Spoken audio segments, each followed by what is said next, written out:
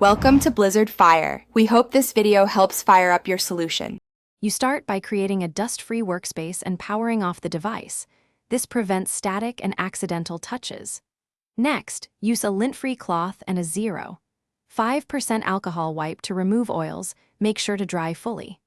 Once done, align the anti-spy protector visually, position it with guide tabs or low-tack tape, and peel a small edge of the backing to expose the adhesive. This first partial bond keeps alignment precise and reduces trapped particles when you lay the rest down.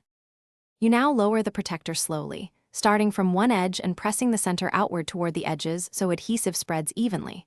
While doing this, use a squeegee or a credit card wrapped in microfiber to push air pockets. Keep firm, steady pressure to avoid reintroducing dust. If a speck creates a stubborn bubble, lift the nearest corner gently, dab the particle with a dust sticker or tape, and reseat that area.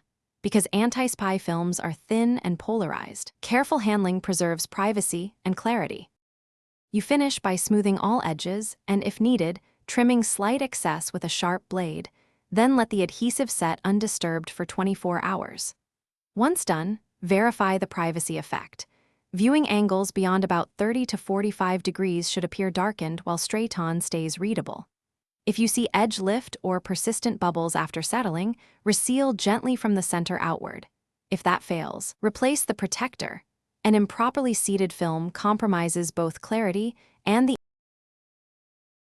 Thanks for watching. If you found this helpful, don't forget to like and subscribe.